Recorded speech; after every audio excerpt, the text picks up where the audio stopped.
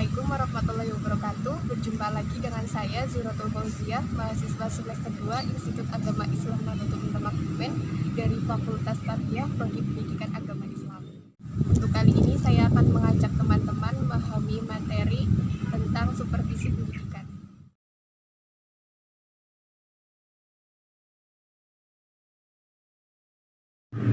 Nah, langsung saja yang pertama saya akan menjelaskan mengenai pengertian supervisi pendidikan. Istilah supervisi pendidikan dibangun dari dua kata, yaitu supervisi dan pendidikan. Secara etimologis, kata supervisi berasal dari bahasa Inggris, yaitu supervision, artinya pengawasan. Sedangkan secara morfologis, kata supervisi terdiri atas dua kata, yaitu super dan visi. Super berarti atas atau lebih, sedangkan visi berarti lihat, tilik, dan awasi. Jadi supervisi berarti melihat, menilik, dan mengawasi dari atas, atau sekaligus menunjukkan bahwa orang yang melaksanakan supervisi berada lebih tinggi dari orang yang dilihat, ditilik, dan diawasi. Secara semantik, supervisi adalah pembinaan yang berupa bimbingan atau tuntunan ke arah perbaikan situasi pendidikan pada umumnya dan peningkatan pada mutu mengajar dan belajar pada khususnya.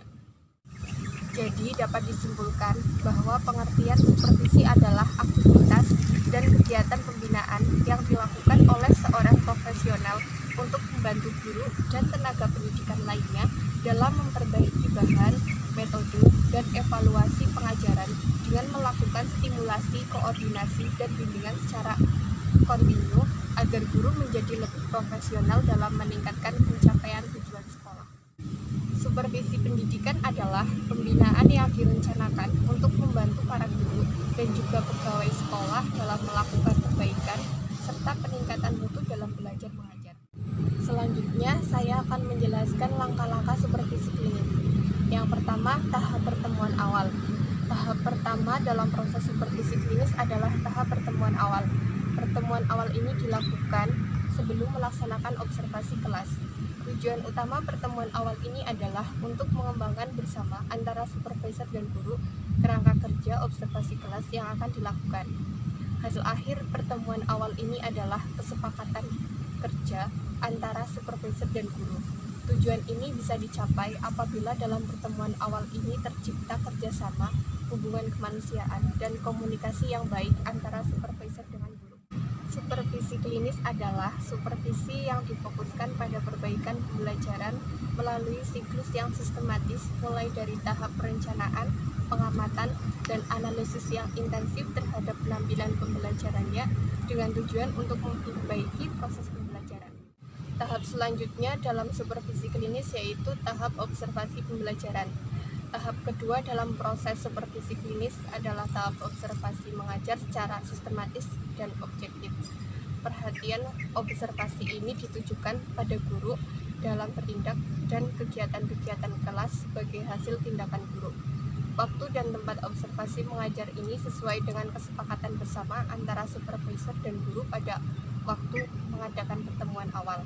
Aspek-aspek yang akan diobservasi pun harus sesuai dengan hasil diskusi antara supervisor dan guru pada waktu pertemuan awal. Pertemuan balikan ini merupakan tahapan yang penting untuk mengembangkan perilaku guru dengan cara memberikan balikan tertentu. Balikan ini harus deskriptif, spesifik, konkret, bersifat motivasi, aktual, dan akurat sehingga betul-betul bermanfaat bagi guru. Selanjutnya ada tahap pertemuan balikan. Tahap ketiga dalam proses supervisi klinis adalah tahap pertemuan balikan. Pertemuan balikan dilakukan segera setelah melaksanakan observasi pengajaran dengan terlebih dahulu dilakukan analisis terhadap hasil observasi. Tujuan utama pertemuan balikan ini adalah ditindaklanjuti apa yang dilihat oleh supervisor sebagai observer terhadap proses belajar mengajar. Pembicaraan dalam pertemuan balikan ini adalah ditekankan pada identifikasi dan analisis persamaan dan perbedaan antara perilaku guru dan murid yang direncanakan dan perilaku aktual guru dan murid, serta membuat keputusan tentang apa dan bagaimana yang seharusnya akan dilakukan sehubungan dengan perbedaan yang ada. Sikap guru dalam menghadapi supervisi pendidikan. Guru harus selalu meningkatkan perkembangan kemampuannya dan harus mengadakan evaluasi bersama kepala sekolah. guru harus mengadakan musyawarah, yaitu musyawarah guru mata pelajaran, karena merupakan program yang sangat penting untuk mencapai target yang ditetapkan. Karena dengan adanya MGMP, maka diharapkan semua guru mata pelajaran akan memperoleh peningkatan pengetahuan dan keahlian dalam sistem belajar mengajar di kelas, sehingga kualitas guru semakin baik. Arti penting supervisi pendidikan bagi seorang guru. Supervisi membantu guru menyadari potensi mereka dan mengetahui bagaimana mengajar yang efektif, karena guru merupakan sumber daya pendidikan yang harus dibina dan dikembangkan terus-menerus agar dapat melaksanakan fungsinya secara profesional. Supervisi dapat meningkatkan kesadaran guru bahwa mereka saling melengkapi dalam mencapai tujuan yang diharapkan. Supervisi juga dapat meningkatkan efektivitas dan efisiensi mengajar guru. Demikianlah penjelasan dari saya mengenai supervisi pendidikan, dan apabila saya dalam menyampaikan materi ini terdapat banyak kesalahan atau kekeliruan, saya mohon maaf yang setulus-tulusnya. Assalamualaikum.